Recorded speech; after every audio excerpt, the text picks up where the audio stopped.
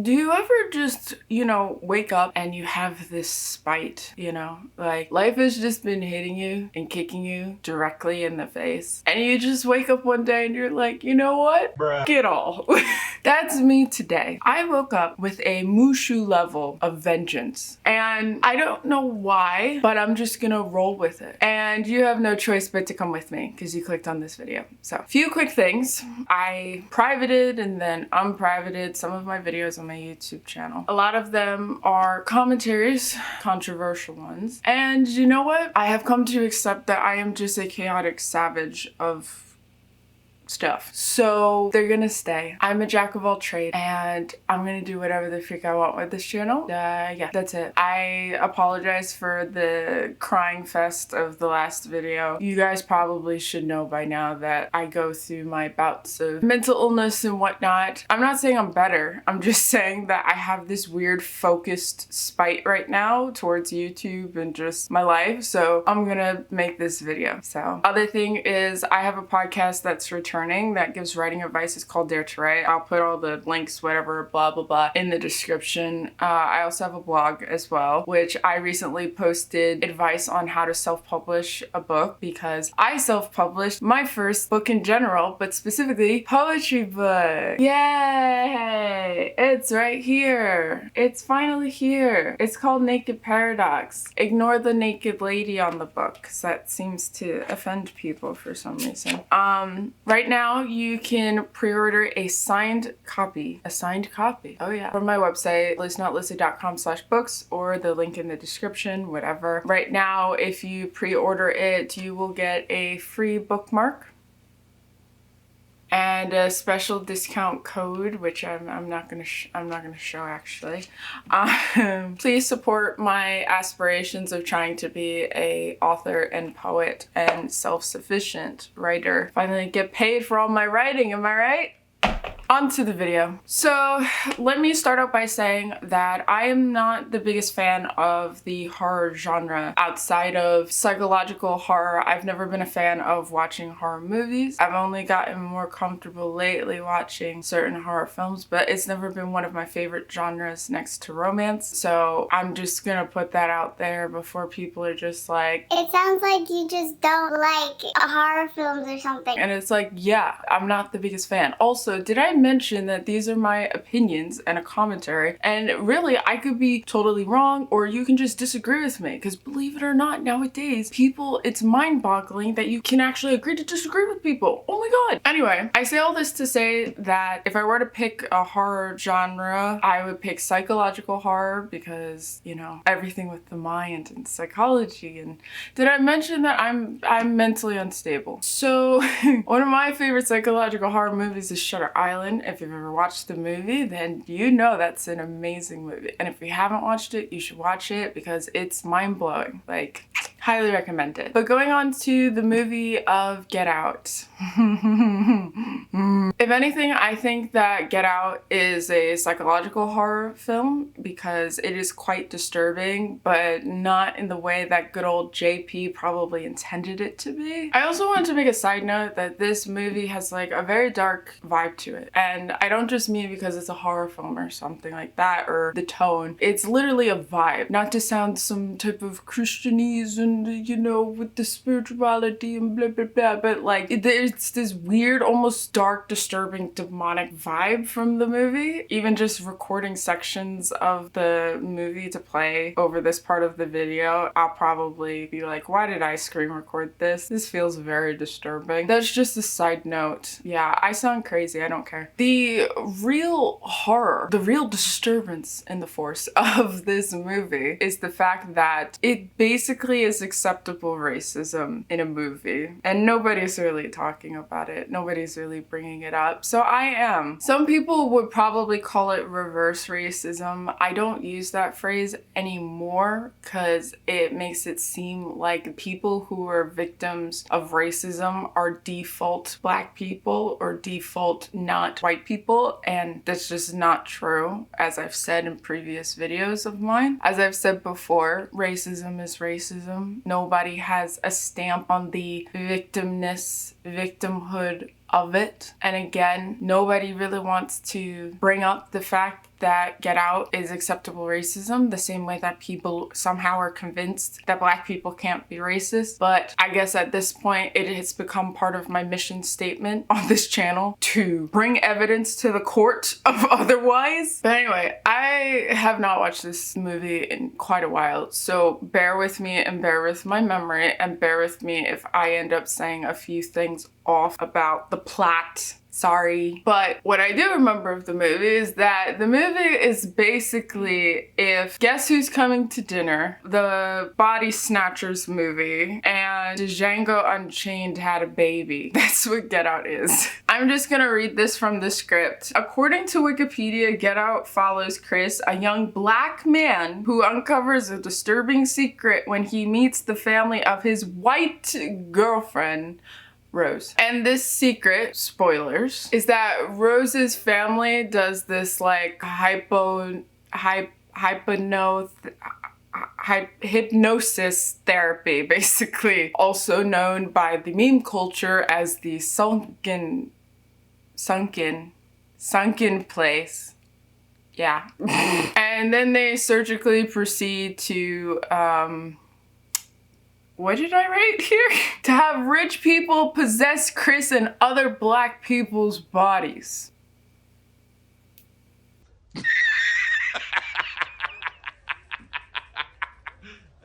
Basically, Rose's family gets these Black people, or soon to be suppressed vessels, for her kinky, crazy kind by having their sociopathic daughter Rose trick and seduce each Black lover she brings home to good old mommy and daddy.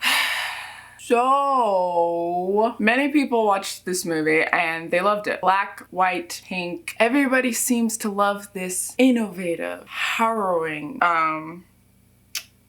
thought-provoking horror film. And I think it's all a load of the biggest, stankiest bullshit. People love to talk about themes in this movie as if there's themes, like multiples, and there isn't. It's just one: racism. And although movies can discuss and explore and even offer solutions about racism, this movie, it ain't it, chief.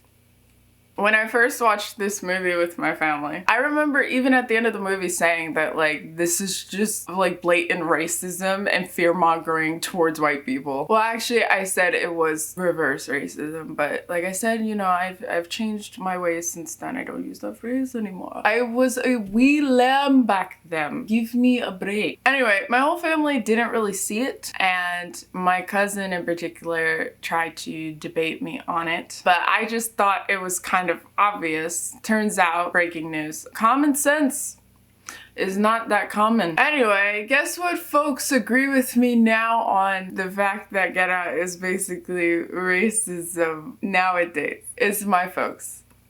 It's my folks. And it's funny because some people had the audacity to be like, well, this film finally treats white people the way that Black people have been portrayed in films. That's not how it works. That's not how any of this works. So to just break that down, first of all, what are you talking about? I understand that there are certain tropes or stereotypes of Black people, of Black characters on screen, including being a villain, which, by the way, to me, I don't think is actually a stereotype. And if anything, we should have more Black villains, but whatever. But what stereotype has Black people as body snatchers? That's what I want to know. Okay.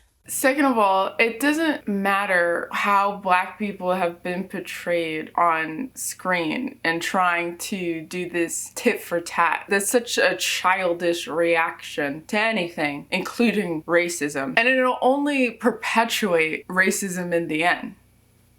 You twat. Third of all, you're just proving my point. Get Out comes off with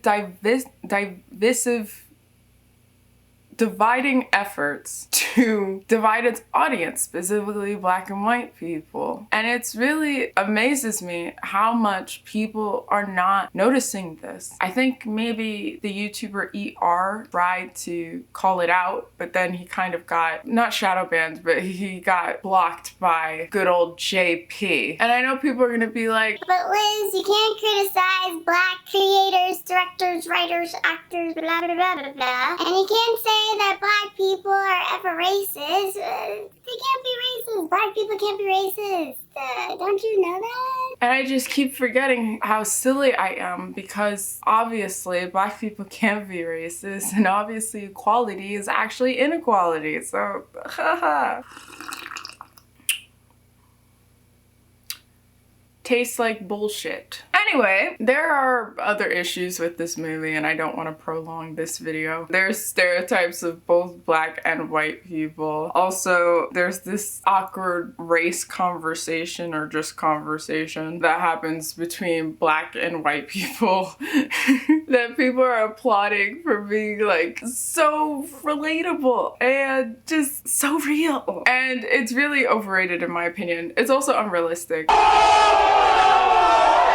But that's just, you know, my personal experience, so nobody wants to hear what I got to say as a black woman unless it fits with what they want to hear. Because that's how truth works, okay? If you want to see racism portrayed somewhat properly, and more importantly discussed more objectively and compellingly, then just watch Guess Who's Coming to Dinner. I recently got it on DVD from Amazon. I didn't even know it existed. I don't even remember how I stumbled across the movie, but it's a really good movie. And it really shows realistically what it's like to deal with racism and what it would be like to be in an interracial couple during like, I think it's like the 1930s, 40s, 50s, around that time period. And it doesn't offer a simple answer or solution or even necessarily a happy ending of what it would be like to be black and live during such heightened racial times, and more importantly to be in an interracial relationship. It's a great and underrated film, and it just takes place in one location while having these somewhat deep and real conversations about, like I said, interracial couples in the 1930s. And there's this great line by Sidney Poitier that I feel like a lot of black people need to hear, that he says that is my favorite from the film. But you think of yourself as a colored man. I think of myself as a man. All in all, I'm just tired of these black horror films, whatever that means, where the twist is that someone was racist or that racism is bad. No shit! Because number one, obviously racism is bad. Racism sucks. Number two, if someone is racist, like I feel like really racist, like it won't take much for you to figure it out. And number three, which I feel like this video was just made for this one thing I have to say, which is that not every black character's backstory has anything to do with their race or racism. I know it's hard for some storytellers or just Hollywood to understand that, but I need you to listen very carefully of the words that are coming out my mouth. Some people, some black people have worse issues and struggles than racism. I know. Shit's wild. There could be various things, but I'll just give you a few. Struggles that are worse than racism for certain black people in the world, let alone America. Mental health, love, friendship, betrayal, job.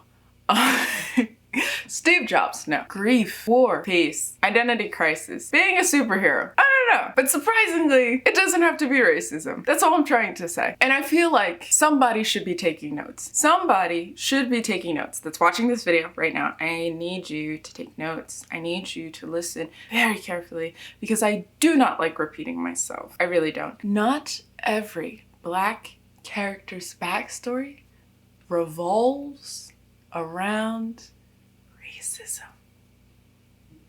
Okay? Alright, that's the tea for today. Also, let me just make this clear, because I'm gonna have to deal with it in the comments for the people who don't watch my videos all the way through, but they got something to say. There is a place for realistic portrayals of racism, of certain, not all, black struggles. There's a place for that, okay? But I feel like, especially now more than ever, with how divisive the world has been in the past few years, people are looking for escapism.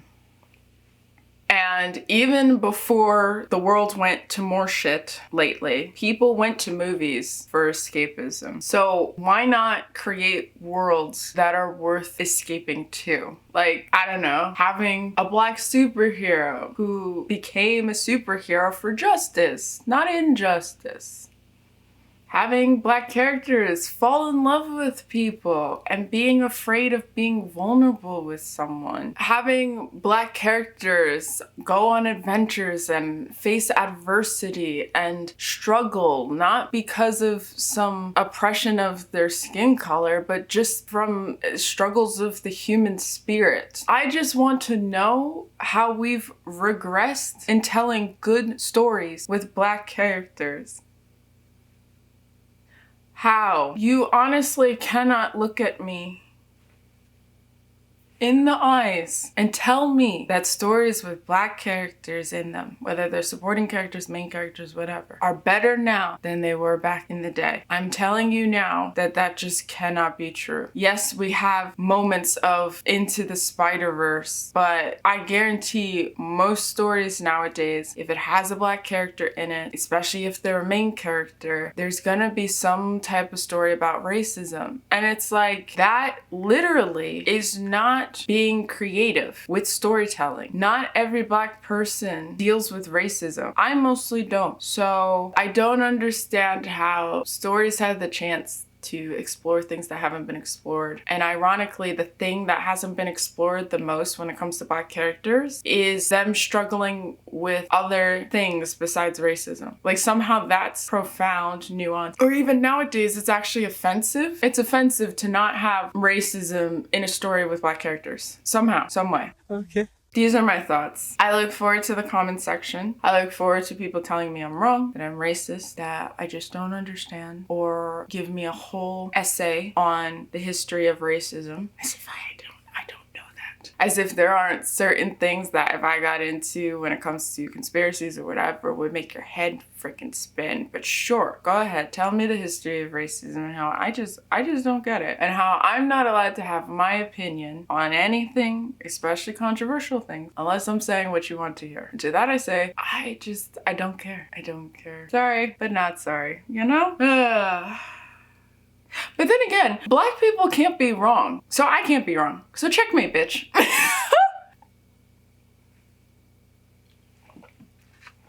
You're welcome.